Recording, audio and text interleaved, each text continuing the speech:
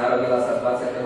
augusta 1984 v Ruskom Tymeni. Je členkou vojenského športového centra Dukla Banská Bystrica a jej trénermi sú Juraj Sanika a Daniel Kuzmín. V roku 2009 dosiahla Anastázia druhé miesto na majstrovstvách sveta v biatlone v Koreji s hromadným štartom. Prvé miesto na majstrovstvách Európy v Rusku rýchlostné preteky a prvé miesto majstrovstvá Európy v Rusku stíhacích pretekov.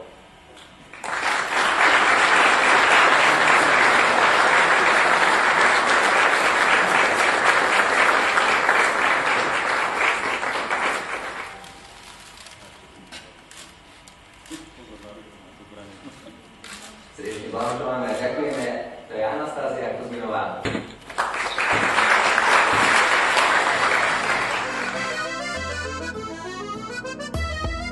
Cez krajinu nekonečnú vedú biele koľaje, po nich letí Sibírčanka, pred ňou naša hviezda je. Kamže letíš, Sibírčanka, kamže sa to beješ zas? A ona im odpovedá, vystúpim raz na Parnás. Drobňovský na Sibíri počúval vraj trávu raz a ďaleko od domova spomínal na svoju vlast. Moriť sa k nám už nevrátil, pohltil ho cudzí svet. Poslal nám sem Sibírčanku, aké nikde páru nie. Cez krajinu nekonečnú vedú biele koľaje, po nich letí Sibírčanka, pred ňou naša hviezda je. Kamže letíš, Sibírčanka, kamže sa to berieš zas?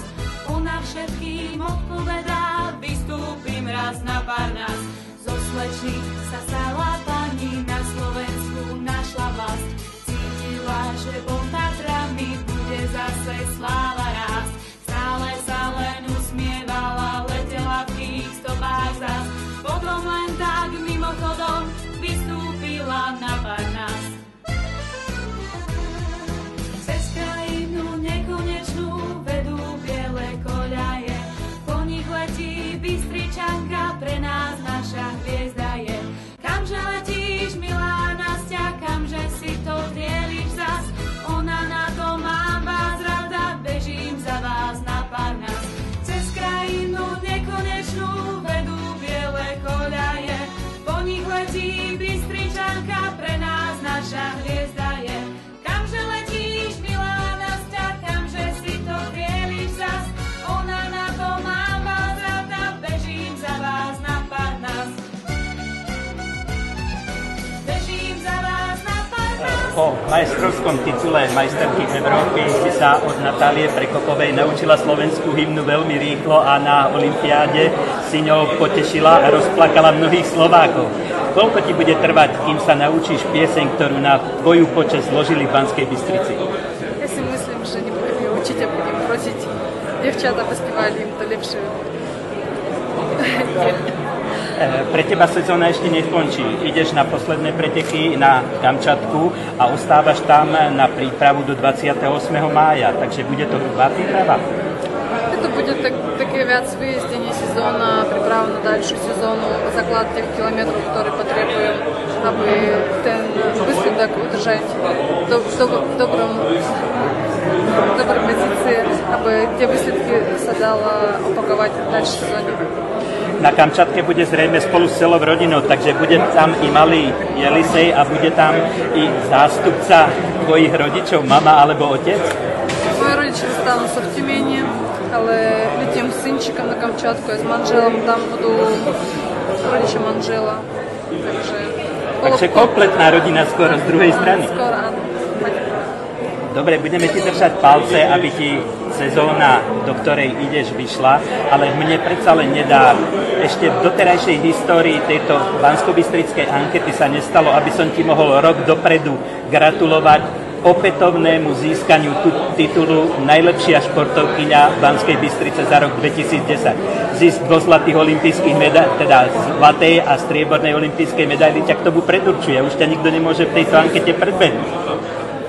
Но дальше позитив, дальше честь при меня, потому что так как оценивают ту на Словенскую, в смысле, что мало где так ценят успехи своих спортсменов. Dnes si to teda vyskúšala v premiére, tá repríza bude ešte o niečo lepšia. Uvidím. Ďakujem pekne. Chcem sa opýtať, dneska si dostali niekoľko ocenení. Uvedomujete si vlastne toto všetko, čo sa okolo vás deje, alebo ešte ste zatiaľ nemali takú chvíľu, aby ste si mohli oddychnúť a trošku si to nechať prejsť hlavou a vôbec ako uvoľniť sa, oddychnúť si a trochu Сами себе дали свою таску, то я правда не мала сама и не хвилу отдохнуть. Более раз хіба тиждень у моїх родичей в Руску, але ай там цитила то všetko, čo sa deje okolo, kvôli tým medailám a dobrým výsledkám na Олімпіаді. Samozrejme, že rozumiem, čo sa deje a ako vážu tu na Slovenska moje zasluhy športové, ale ešte neviem. Ešte proste to celé také hektické, také rýchle.